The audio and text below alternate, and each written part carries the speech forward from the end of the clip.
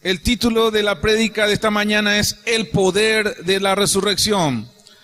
Abre conmigo en Hechos, capítulo 4, versículo 33.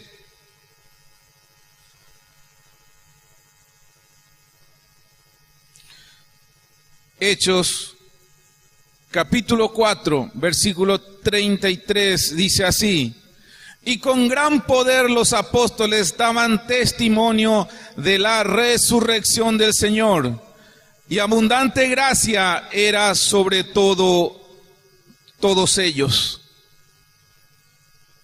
Querido, quiero darle un índice de lo que será la prédica en la mañana de hoy. Los que están anotando pueden hacerlo de la siguiente manera. En primer término, conocer a Jesús en el poder de su resurrección. Te va a ser el índice. Conocer a Jesús en el poder de su resurrección. Segundo punto, la muerte de Jesús. Segundo punto, la muerte de Jesús.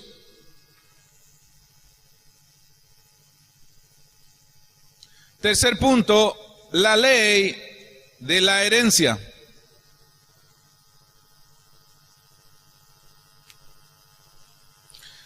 El cuarto punto es el cómo andar en la vida del poder de la resurrección.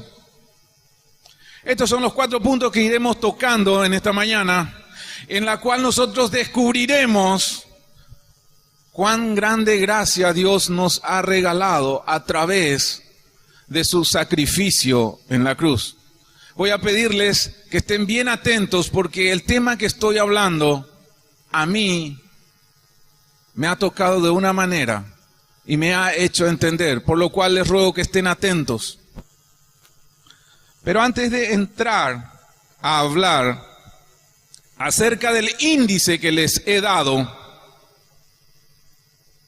vamos a hablar de 3 etapas, 3 maneras, 3 formas de extender el reino. Vamos a hablar de la primera forma de extender el reino, en la cual están inmiscuidas el 80, o por no decir el 90% de nuestras iglesias aquí en Paraguay y también en el mundo. Y es la proclamación del reino. ¿Qué es eso? La predicación. ¿Sí? Todo el mundo predica, expone la palabra, enseña, pero nos quedamos ahí. Un ejemplo fue Juan el Bautista. Él que hacía, enseñaba, proclamaba que el reino de los cielos se había acercado. Pero ¿qué pasó con él? Juan el Bautista, si usted lee su Biblia, no hizo un solo milagro. Solamente enseñaba. Y muchas iglesias dentro de nuestro país hacen lo mismo. Hoy están reunidas muchas iglesias proclamando, declarando, leyendo, estudiando la palabra de Dios. ¿Son nuestros hermanos? Sí, son nuestros hermanos. ¿Van a ir al cielo? Sí, van a ir al cielo. ¿Pero hacen milagros? Porque hasta donde yo sé, en Mateo 28, dice, id y haced discípulos a todas las naciones, bautizándolos en el nombre del Padre, del Hijo y del Espíritu Santo. Pero también dice, y estas señales, ¿qué dice? Seguirán en mi nombre. ¿Qué dice? Echarán fuera demonios. También dice que mayores cosas harán vosotros. Pero muchos están en esta primera etapa. La segunda etapa de la extensión del reino es la proclamación con el poder visible. Es decir, se cruza la línea. Esa línea del conformismo, de la incredulidad, del yo no lo puedo hacer, eso es para otra gente. Se cruza la línea y entonces ocurren las cosas. Jesús operaba en esta etapa. Porque ¿él qué hacía? Él predicaba, él enseñaba, él sanaba, él echaba fuera demonios. Jesús operaba en esto. Él estaba metido en esta segunda etapa. ¿Cuál era la autoridad que él tenía para operar en esa etapa? Estaba investido por el Espíritu Santo, igual que usted y yo. Era 100% humano, 100% divino. Vaya hilando la prédica porque parecen cosas sueltas que las iremos uniendo. Él operaba, ¿en qué autoridad? En la autoridad de una vida de obediencia al Padre. Como un humano sujeto al Padre. Pero había solo un problema. Él operaba aquí en la tierra, debajo de nuestro cielo azul, el primer cielo. Los estudiantes de ETM van a entender de qué estoy hablando. ¿Quiénes están en el segundo cielo?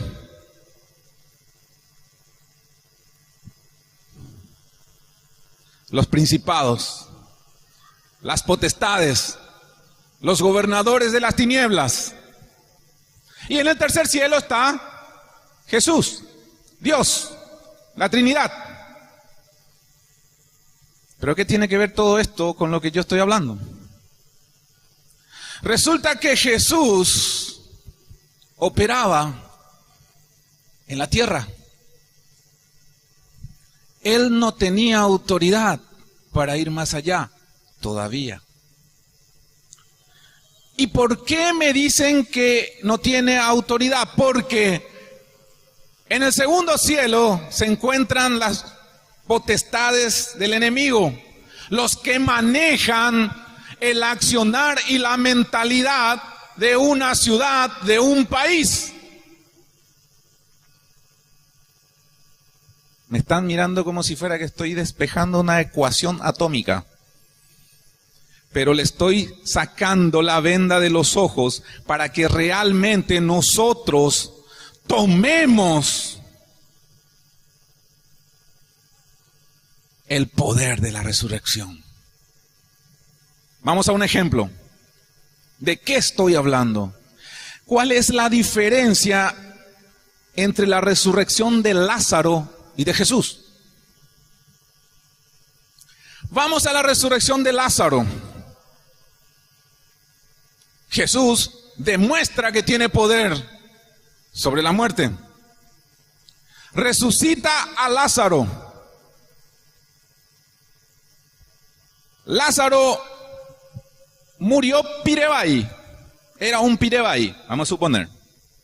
Él, cuando resucitó pirebai también. Igualito. Obviamente después muere otra vez Lázaro en su tiempo. Si le gustaba el arroz con leche, él se levantó otra vez gustándole el arroz con leche. Si le metía una cervecita de vez en cuando, antes de morir, al resucitar, le seguía bajando una pilsen. Si de repente Lázaro le miraba a la vecinita, a pesar de que él era casado, al levantarse seguramente le iba a seguir mirando a la vecinita. O sea que él murió y resucitó igualito. Pero fíjense, con tamaño milagro,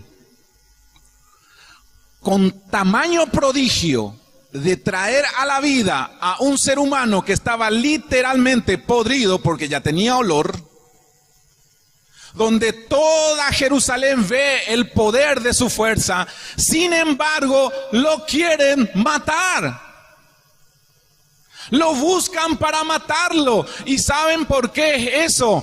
Porque en el segundo cielo los principados y las potestades enceguecían, entenebrecían el corazón y el entendimiento de toda Jerusalén y decían: mátenlo. Por eso abro un paréntesis y le digo, por eso muchas veces usted expone la palabra de salvación, muestra un milagro aquí en nuestra ciudad, en nuestro barrio, y la gente le mira como si fuera que usted está loco. Porque está siendo entenebrecido su entendimiento por esa segunda capa de cielo donde están los demonios. Y si usted está creyendo que yo estoy haciendo una apología de lo espiritual, el apóstol Pablo dice que no tenemos lucha contra carne ni sangre, sino contra principados, contra potestades de las tinieblas. Y usted tiene que empezar a saber guerrear en ese plano. Porque Dios le va a abrir caminos donde no hay.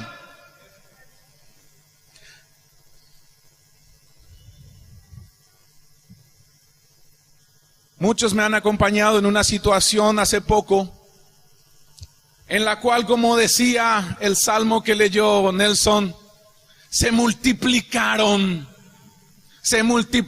los enemigos buscando mi vida. Pero el Rey de Reyes, al Dios al cual sirvo desde mi juventud, se levantó y abrió caminos, levantó un guerrero y dijo: este es mi hijo, yo lo guardo en mi mano, nadie lo toca, nadie lo toca.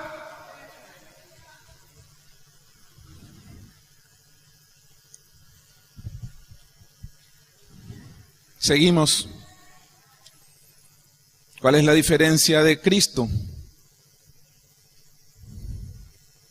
Él muere con millones de pecados. Muchas veces en estas películas de Semana Santa nosotros miramos y vemos como muchos cristianos fueron despedazados por los leones, con una sonrisa en los labios, alabando al Señor. Hombres que eran pintados con brea y a lo largo de la vía romana eran encendidos como teas ardientes, como antorchas, no gritando de dolor, sino alabando al Señor. ¿Saben por qué es eso? Porque la gracia, el poder de Dios estaba con ellos. Dios los cubría. Ustedes saben lo peor que pasó a nuestro Salvador. Él no tuvo esa gracia. Él, cuando recibió sobre sí todos los pecados del mundo, el Padre se apartó de él. Él estaba solito. Él no tenía la gracia. Él no tenía el sustento. Él quedó solo. Por eso él gritó: Elija, Elija, lama sabactani. ¿Por qué me dejaste solo? ¿Usted sabe qué es el infierno? El infierno no es lo que dicen muchas veces. El infierno es la ausencia de Dios. Yo no puedo concebir mi vida sin Dios. ¿Y usted?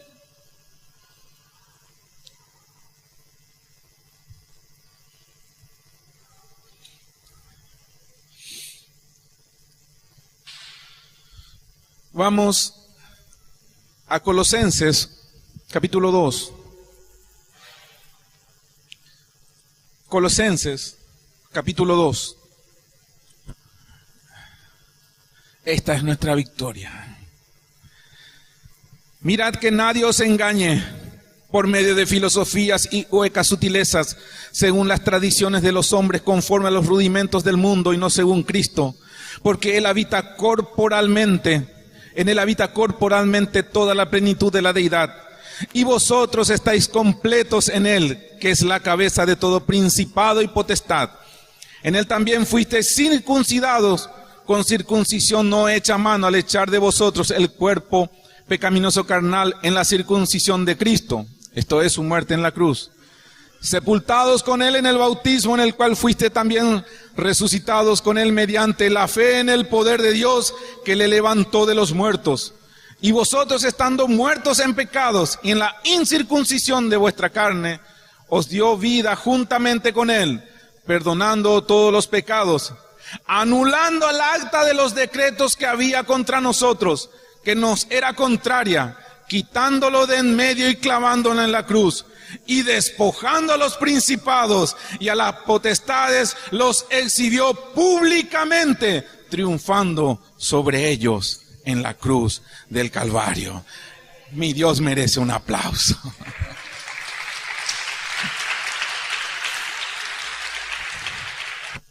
Pero hablemos de la muerte de Jesús, porque usted no va a poder entender el poder de la resurrección si no entiende la muerte de Jesús. Vamos a hablar del tipo de muerte que tuvo.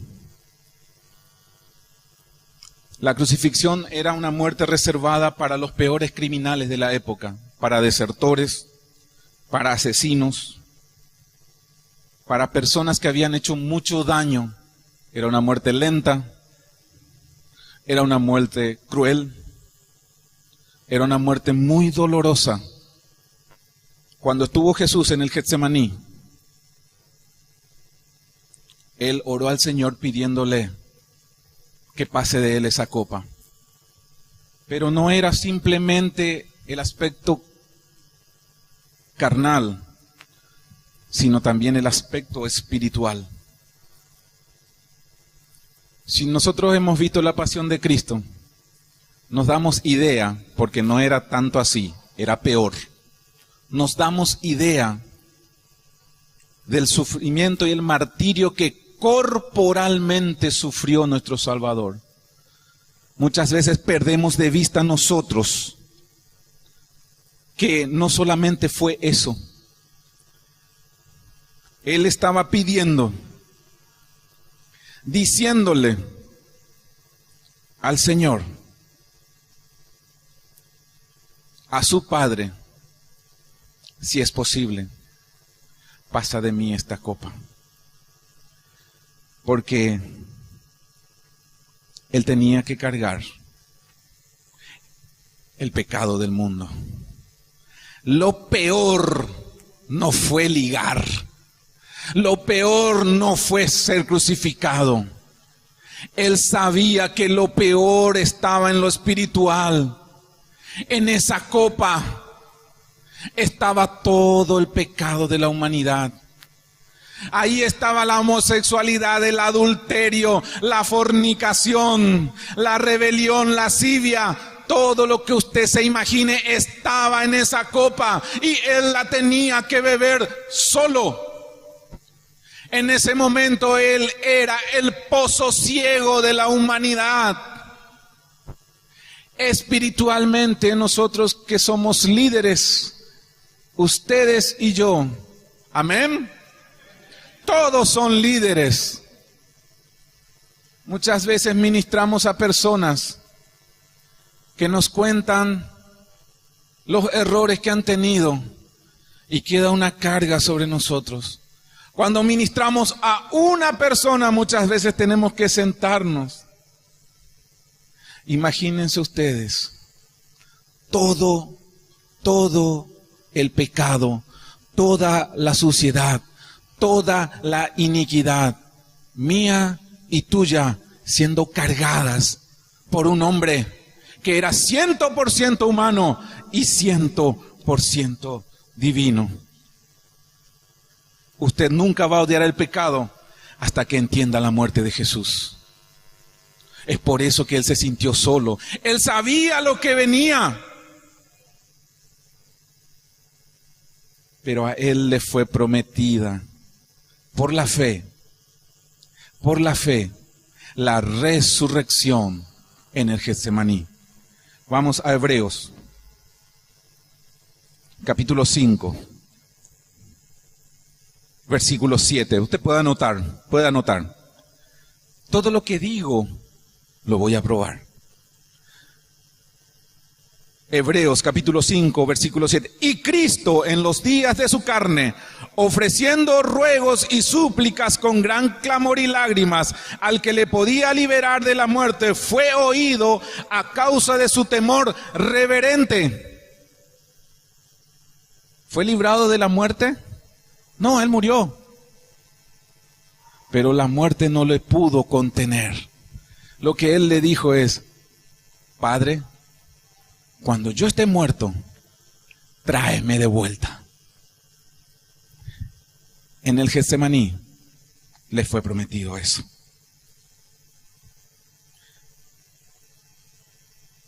Jesús murió sin la gracia del Padre.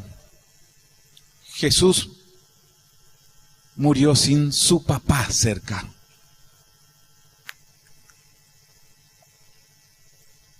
Pero cuando llegó el momento, no fue un grito de dolor, no fue el último hálito de vida. Dijo: consumado es. La deuda está pagada. La deuda se pagó, y por eso a partir de ahora tú tienes el poder para levantar tu matrimonio, tú tienes el poder para levantar tu economía, tú tienes el poder para levantar tu relacionamiento, tú tienes el poder para levantarte y decir: consumado es, la deuda fue pagada por mí. El pecado y la muerte habían sido conquistados.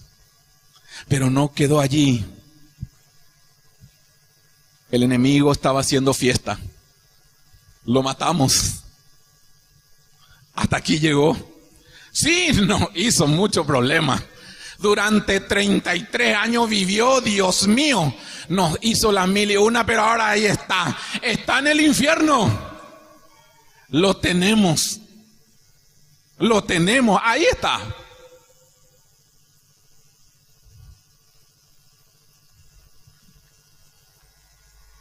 Y ahí se formó la corte celestial. Dios Padre, Dios Espíritu Santo dijeron: uno de nosotros está en el infierno. ¿Qué pasó? Tenemos que hacer el juicio. Hay que juzgar. Llamaron al fiscal con toda su séquito. Busquen una acusación. Y no fue encontrado en él pecado alguno. Había derramado su sangre hasta la última gota sin haber tenido pecado, por lo cual no podía ser retenido en el infierno. Y eso es lo que no contaba. No contaba el enemigo. El gran misterio para el enemigo fue que no pudo descubrir que detrás de ese sacrificio venía una resurrección y su derrota final. Había olvidado que allá en Génesis 3 le había dicho: de la simiente de la mujer traeré a alguien y ese te derrotará y te pondrá, tú le herirás en el calcañar, pero él te herirá en la cabeza. No pudo ser retenido. Es allí cuando entonces entra una luz a los infiernos. Empiezan a temblar los dinteles del infierno.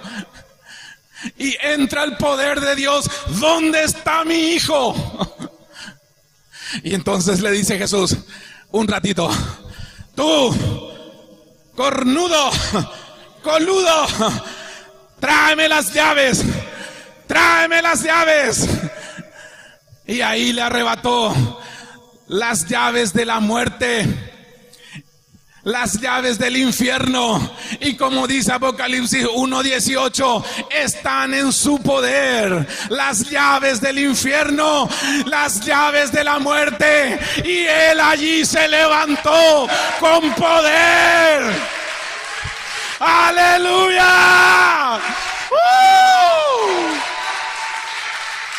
Mi Dios se levantó con poder. La muerte no lo pudo retener.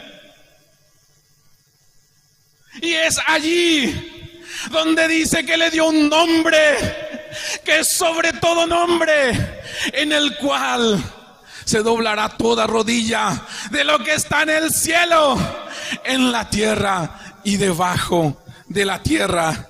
Y es allí, usted puede anotar en Mateo 18, cuando les dice, atiendan, ahí está, toda potestad me es dada en el cielo y en la tierra, con lo cual nosotros ahora tenemos poder, ese mismo poder que operó en su resurrección para conquistar los lugares celestiales, no más echar demonitos de poca monta. Nosotros podemos ir al segundo cielo y tomar principados, tomar potestades por el poder de la resurrección de nuestro Dios.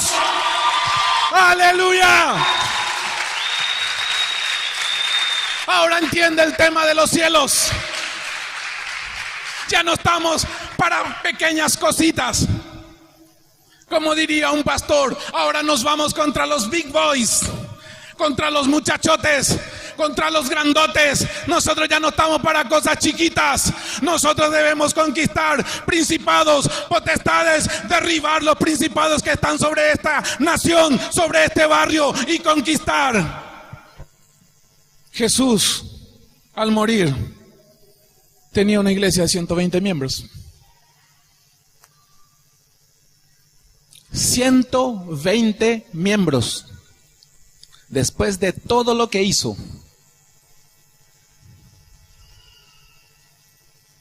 Pero cuando Él se levantó y dijo, toda potestad me es dada en el cielo y en la tierra. Y después en Hechos 1:8, cuando sale y dice, y recibiréis poder cuando venga sobre vosotros el Espíritu Santo, y me seréis testigos en Jerusalén, en Judea y hasta lo último de la tierra. 120 pescadores tomaron eso. 120 pescadores. Jesús ganó la batalla legal en el infierno. ¿Y saben por qué? Le dijo al enemigo, yo no soy injusto. Si yo me bajo como Dios, vos no tenés nada que hacer. Sos hombre muerto. No me vas ni a atar los botines. Pero yo voy a levantar a alguien y te voy a pelear en tu mismo terreno. De la simiente de la mujer se levantará un hombre que te derrotará en tu mismo campo. Es por eso que Satanás nos odia, porque un hombre lo derrotó. Un hombre lo derrotó. No lo derrotó Dios. Con Dios no hay nada que hacer. No, un hombre lo derrotó. Y este hombre, al levantarse, no fue el mismo, porque tuvo un nombre que fue sobre todo nombre. Se le fue dada toda potestad en los cielos y en la tierra. Ganó la batalla legal. Y después le dijo a sus 120, la batalla militar es vuestra. Con una salvedad, les cuento que ya ganaron. Es como tomar al equipo en el vestuario y digan, bueno, vaya y jueguen, pero jueguen bien. Pero no se preocupen, ya ganamos este. El refere está comprado. Está todo. Porque yo ya gané, nos dice el técnico.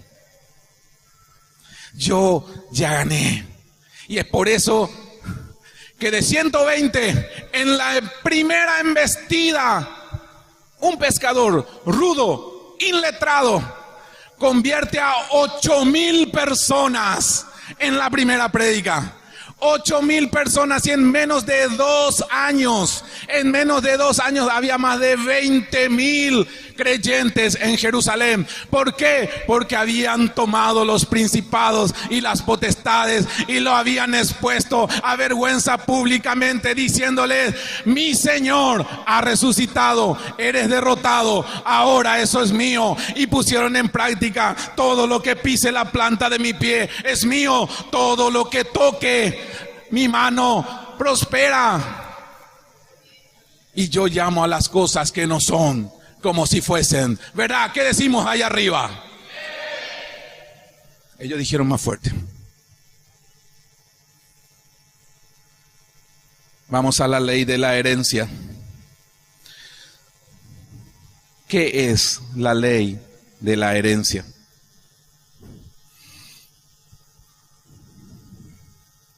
En Adán teníamos una herencia maldita.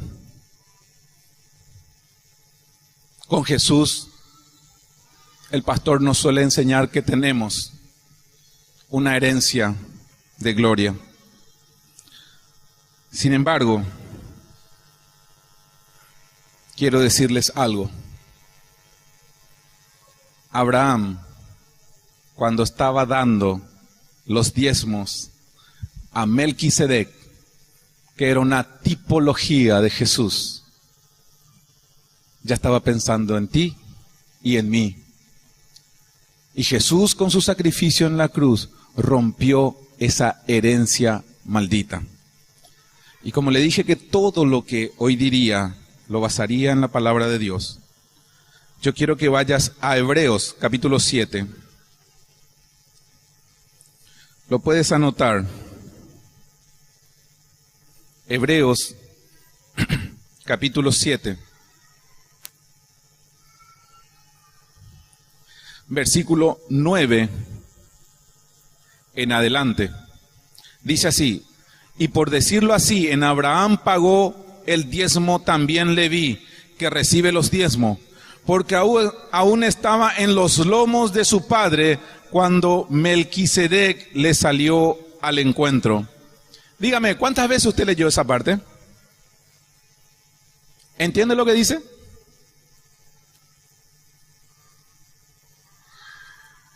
Acá está hablando de Abraham. Pero sin embargo, Leví nace 4 generaciones después. Y acá dice, estaba en los lomos de su padre. La herencia maldita vino en la semilla de de Adán.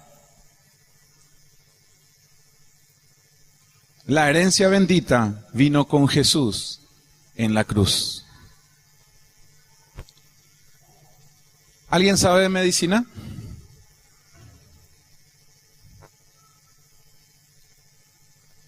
Les voy a leer algo. Migración de los testículos. Escuchen bien. Migración de los testículos.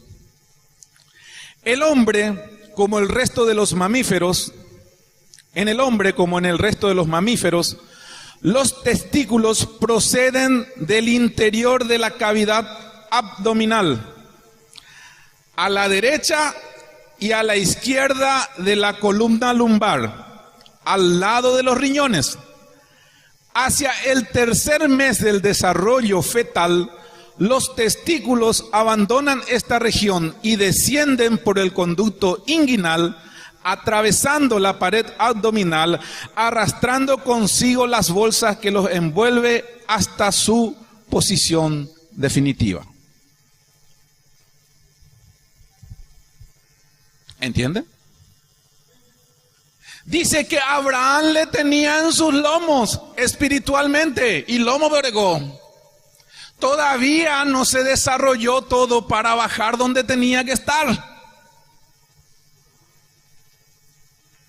Es por eso que la semilla de Adán estaba en nosotros, porque al pecar Adán, nosotros también hemos pecado. Pero esa semilla bendita, la resurrección de Jesús, que estaba pensando en usted, en Juan 17 cuando dice: no solo bendigo a estos, sino a los que creerán por la palabra de estos. Esa es su herencia bendita en Jesús. Es por eso que el poder, el punto 4 de la resurrección, consiste en cruzar la línea de la predicación y desafiar los milagros. La enseñanza y luego hacer lo que hizo Jesús: predicar, enseñar, sanar, echar fuera demonios. Y luego tomar a los muchachos grandes. ¿Queremos una iglesia de 5,000 miembros? Yo también. Pero para eso debemos entender esto. Debemos entender que realmente el Rey de Reyes y Señor de Señores no solo resucitó para que comamos chipa, chancho, etcétera, en la Semana Santa, sino para entender que tenemos este tesoro en vasos de barro y que hoy por hoy tenemos la responsabilidad de entender y poner en práctica el poder de la resurrección. Ya ninguno que haya venido en esta mañana puede decir: yo no sabía. La responsabilidad de esta resurrección, de esta Pascua, de que nuestro Dios se haya levantado victorioso, ahora recae en ti. La batalla legal, Él la ganó en el infierno. Y Él te dice a ti: aquellos a los que le recibieron, les dio potestad de ser hijos de Dios. Y al ser hijos de Dios, tenemos esa herencia bendita. Tú que has aceptado al Señor Jesús como tu Señor y como tu Salvador, tienes en tus manos la llave, porque eres coheredero de su gracia, coheredero de su poder. Y Él te dice: mayores cosas harás, mayores cosas harás. Es tiempo de sacudirnos de los rudimentos del mundo.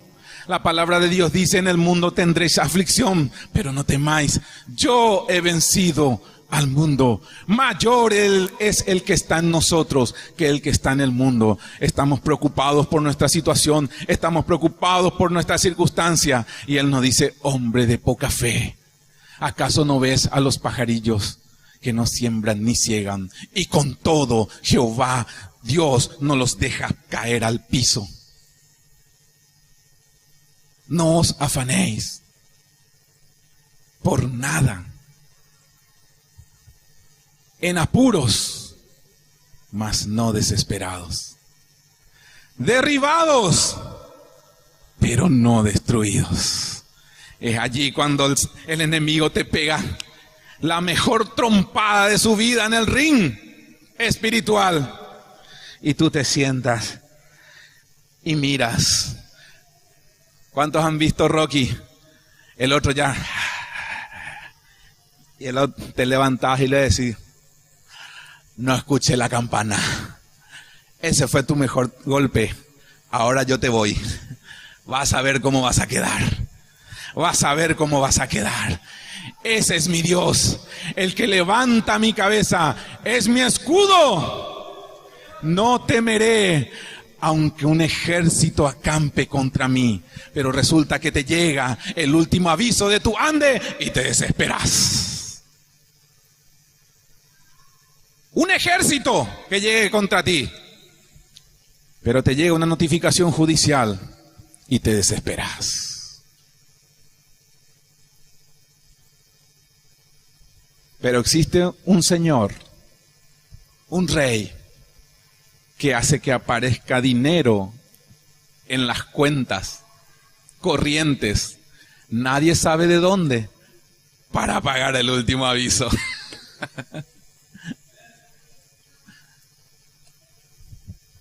¿Vos creés que para el Señor es un problema solucionar tu circunstancia?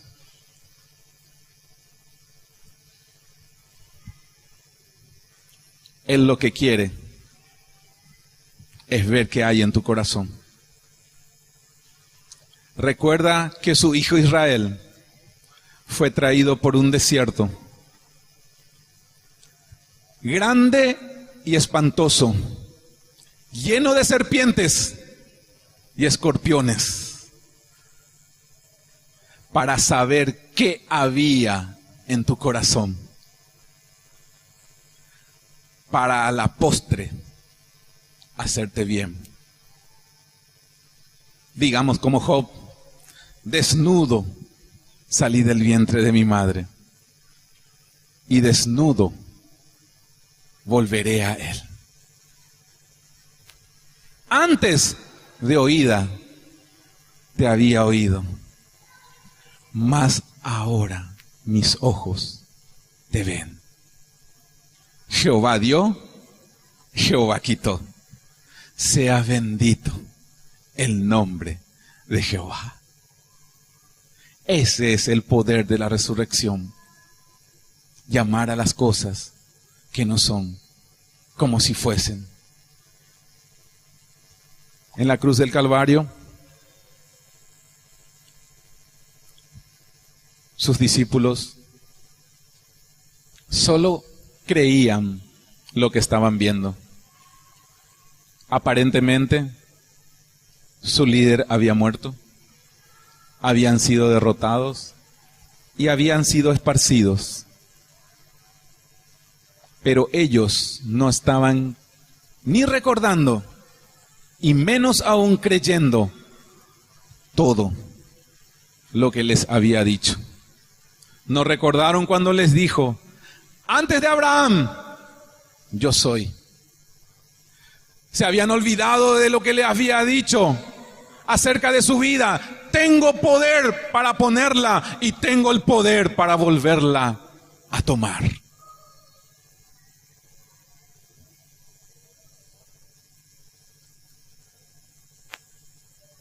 Finalmente, quiero que vayamos a Efesios, y sí quiero que abran. Efesios.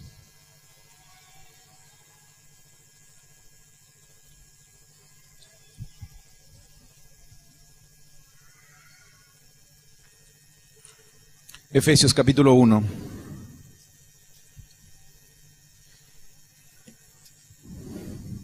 Quiero que esto marque en su Biblia con la fecha de hoy. Efesios capítulo 1, versículo 17.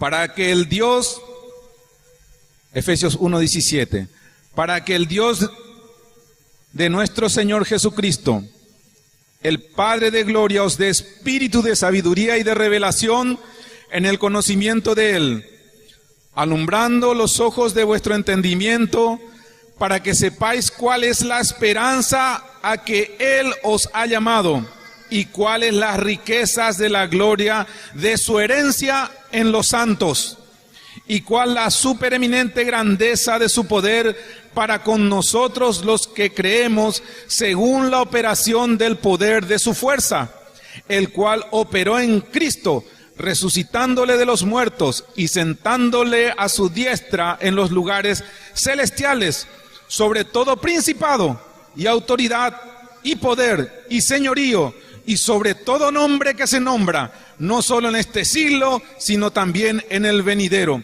Y sometió todas las cosas bajo sus pies, y lo dio por cabeza sobre todas las cosas. ¿A quién? A la iglesia, la cual es su cuerpo, la plenitud de aquel que lo llena en todo. ¿Usted puede entender lo que eso significa? Usted no tiene que asaltar los lugares de las potestades y las tinieblas. Ellos ya fueron vencidos en el nombre de Jesús. Y todo fue sujeto bajo los pies de nuestro Jesús victorioso, y lo dio a la iglesia. ¿Cuántos pueden decir amén?